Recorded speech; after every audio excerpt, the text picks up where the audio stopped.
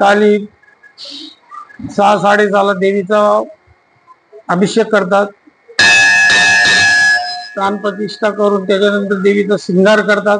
देवीचा श्रृंगार झाल्यानंतर देवीची आरती करतात आणि आरती झाल्यानंतर भाविकांसाठी मंदिर दर्शनासाठी मोकळं करतात। त्याच्यानंतर संध्याकाळी पालखी उत्सव जो असतो तो पालखी अगोदर सजवून ठेवतात। त्याच्यानंतर 7:30ला पुन्हा देवीची आरती करतात। आरती झाल्यानंतर 8-8:30ला पालखीची मिरवणूक काढतात। मिरवणूक काढल्यानंतर ही मिरवणूक जवळजवळ रात्री 1-1:30-2 वाजता पुन्हा मंदिरात आणतात। त्याच्यानंतर पालखी विसर्जन करतात आणि भाविकांसाठी मंदिर मोकळं करतात दर्शनासाठी। पहिले पालखी विसर्जन झाल्यानंतर सकाळी परत सकाळी अभिषेक करतात। त्याच्यानंतर देवीचा श्रृंगार करतात, आरती करतात। त्याच्यानंतर इथे 5 वाजता देवीला मानपण देतात बकऱ्या कोंबड्याचा। त्याच्यानंतर ते मानपण चालूच असतो सर्वांचे, कारण रायगड, ठाणा, कुलाबा, पालघर या जिल्ह्यावरून भाविक दर्शनासाठी इथे आलेले असतात, मानपण देण्यासाठी इथे आलेले असतात। आणि त्याच्यात पहिला मान जो आहे बकरा कोंबड्याचा तो गावाचा देतात। कंप्लीट 5 वाजता तो मान दिला जातो। दुसरा रावलगाव आणि तिसरा गव्हाणगाव, ते रायगड जिल्ह्याचेच आहे दोन्ही गाव। असं काय, आणि त्याच्यानंतर जो भाविकांसाठी सर्व भाविक आपले दर्शन ग्रामस्थ या 4-5 जिल्ह्यावरून येतात लोक भाविक, ते दर्शन घेतात आणि दुपारून आपला कुस्त्यांचा कार्यक्रम जंगी होतो।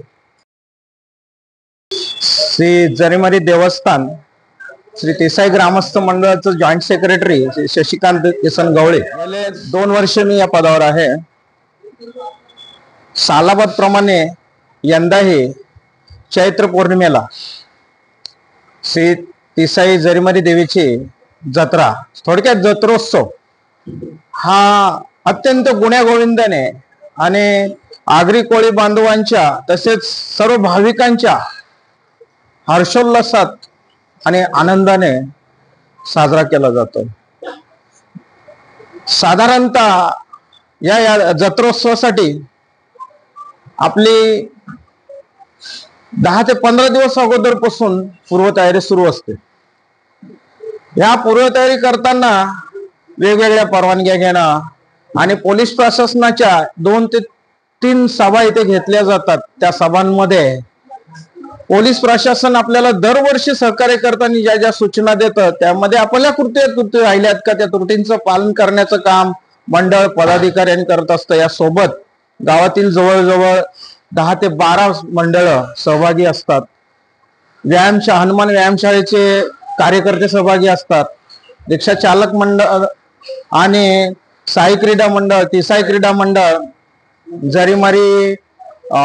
जरीमारी सेवा मंडळ, जरीमारी रिक्षा स्थानक, पुन्हा खामदेव मित्र मंडळ, गावदेवी महिला मंडळ, गावदेवी मित्र मंडळ, जरीमारी महिला मंडळ, अशा प्रकारे जवळजवळ 12 ते 13 मंडळ आपल्या या उत्सवात हिरिरीने भाग घेतात।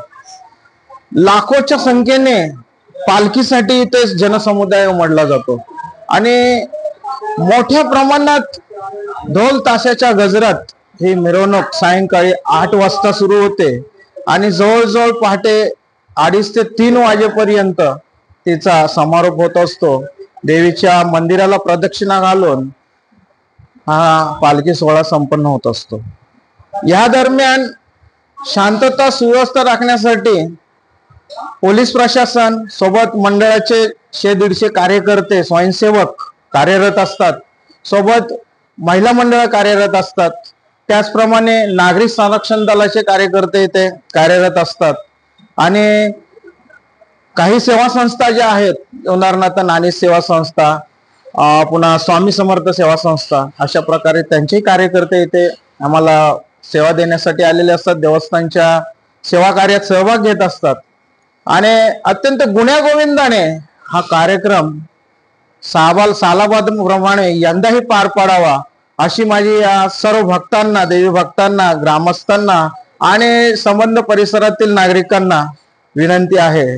ठाणे जिल्हा, रायगड, पनवेल आणि येणाऱ्या सर्व मुंबई वगैरे परिसरातून, उपनगरातून येणाऱ्या सर्व परिसरातील भाविकांना माझी नम्र विनंती आहे की सालाबाद प्रमाणे जे सहकार्य करता, शांतता आणि सुव्यवस्था नांदून दर्शनाचा लाभ घेता, जत्रोत्सवाचा आनंद घेता, तोच यावर्षी सहकार्य करून अशाच हिरिरीने सहभाग घेऊन आनंद व्यक्त करून हा जत्रोत्सवाचा आनंद लुटावा आणि सर्वांना या जत्रेच्या उत्सवानिमित्त हार्दिक शुभेच्छा देतो आणि आपले या कार्यक्रमाच्या निमित्ताने आणि जत्रेच्या निमित्ताने सर्वांना सुयश चिंतितो. धन्यवाद.